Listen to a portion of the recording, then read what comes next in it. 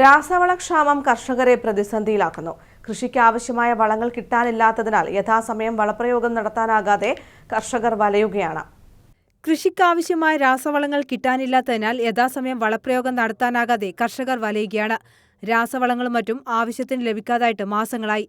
രാസവള മന്ത്രാലയത്തിൽ നിന്ന് സംസ്ഥാനത്തിനുള്ള വാർഷിക വളം അലോട്ട്മെന്റ് കുറഞ്ഞതും വിദേശത്തുനിന്ന് ഇറക്കുമതി ചെയ്യാത്തതുമാണ് ക്ഷാമം രൂക്ഷമാകാൻ ഇടയായത്. എല്ലാതരം വിളകളിലും വളപ്രയോഗം നടത്താൻ അനുയോജ്യമായ സമയമാണിപ്പോൾ. ഫാക്ടംഫോസ്, യൂറിയ, പൊട്ടാഷ് എന്നിവയ്ക്കാണ് ക്ഷാമമേറെ. കോംപ്ലക്സ് വളങ്ങളും കിട്ടാനേയില്ല. റബ്ബറിനും തെങ്ങിനും വളപ്രയോഗം നടത്തേണ്ട സമയമാണിത്. നാണ്യവിളകൾ, പഴം, പച്ചക്കറി, നെല്ല് തുടങ്ങിയവയ്ക്ക് സമയത്ത് വളപ്രയോഗം നടത്തിയില്ലെങ്കിൽ ഉൽപാദനം കുത്തനെ ഇടിയും.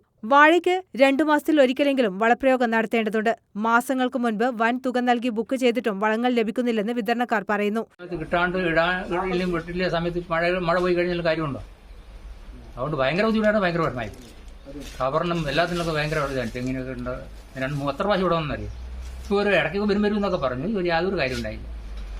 കൃഷിക്കാരെ സമയത്തില്ല, ഒരു കാര്യം നടക്കില്ല. കേന്ദ്ര സർക്കാരിന്റെ ഭാഗത്തുനിന്ന് അനുകൂലമായ ഇടപെടൽ ഉണ്ടായില്ലെങ്കിൽ കർഷകർ ദുരിതത്തിലാകും. നേരത്തെ വളങ്ങൾക്കും കീടനാശിനികൾക്കും നികുതി ഉണ്ടായിരുന്നില്ല. GST വന്നതോടെ വളങ്ങൾക്ക് 5%, കീടനാശിനികൾക്ക് 18%മാണ് നികുതി. News bureau, Peravoor.